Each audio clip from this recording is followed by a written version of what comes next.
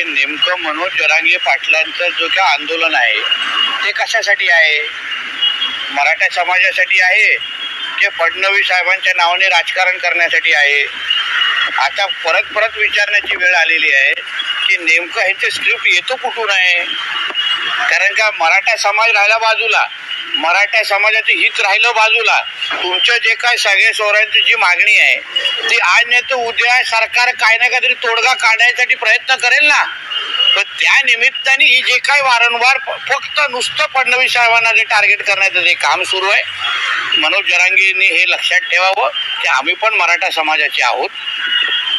सागर बंगल्याच्या पोचण्याच्या अगोदर एक भिंत म्हणून आम्ही पण तिथे उभे आहोत.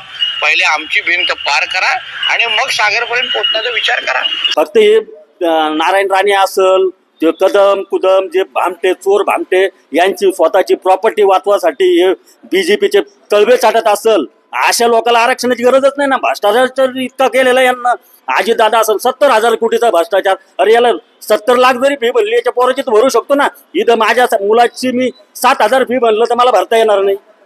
ह्या गोष्टी, हा फरक आमच्यात आणि त्यांच्यात आहे. आणि हे मराठ्याला आरक्षण का नाही म्हणते की यांच्या जितके बी प्रस्थापित मराठे यांच्या सगळ्या संस्थेमध्ये यांना असं जाहीर करावं की मराठ्याच्या पोराला आम्ही खूप मोफत शिकू. 100% हे आमच्या विरोधात जे छगन भुजबळ, येवल्यातला जो छगन भुजबळ आहे त्यानं स्वतःची हॉटेल, त्याच्या समाज बांधवाच्या हॉटेल त्यानं स्वतः पेटवून त्यांच्या कार्यकर्त्यांनी पेटवली. त्याचं इन्शुरन्स क्लेम पास करायसाठी ती हॉटेल पेटवली. आमचा समाज, आम्हाला छत्रपती शिवाजी महाराजची शिकवण आहे. आम्हाला माळी समाज पहिल्यापासूनच आमचा लहान भाऊ म्हणून आम्ही त्यांना वागवलेलं आहे, याच्यानंतरही वागवणार.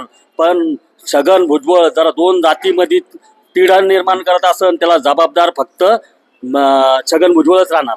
आणि आम्हाला हे आंदोलन हे करा लावणारे राज्य सरकार आहे. आम्ही गेल्या 5-5.5 महिन्यापासून मराठा समाजाला ओबीसीत आरक्षण द्या ही मागणी करत आहे.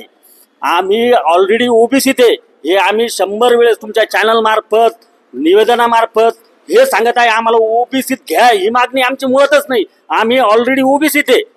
आम्हाला ते आरक्षणची मागणी करतो. आणि मी मुख्यमंत्री एकनाथ शिंदे यांच्यावर म्हणजे असं हे करतो, त्यांना छत्रपती शिवाजी महाराजची खोटी शपथ खाल्ली. आम्हाला म्हणले होते की छत्रपती शिवाजी महाराजची शपथ घेऊन मी सांगतो की मराठाला मी ओबीसी मध्ये आरक्षण देणार. आणि आरक्षण दिलं कोणतं 10%वरचं, ते आरक्षण आम्ही मागितलंच नाही.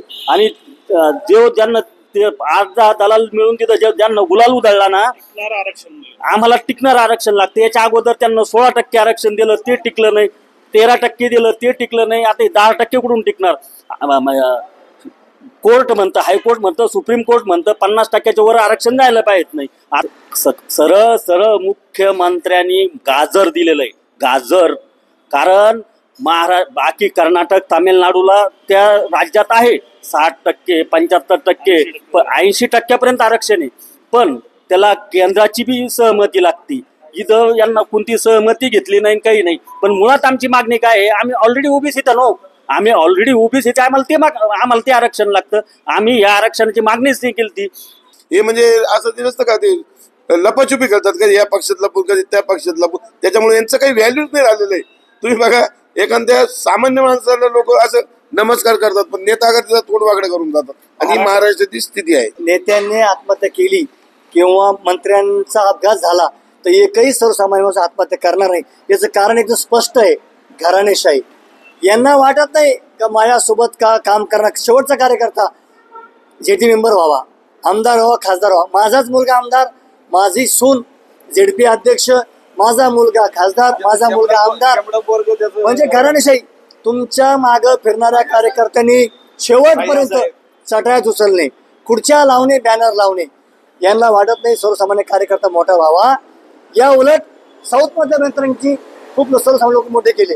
म्हणून मंत्रीला गोळ्या घातल्या काय आणि आत्महत्या केल्या काय, मंत्री मेला काय, सर्वसामान्य माणसाला हळद सुद्धा वाटणार नाही.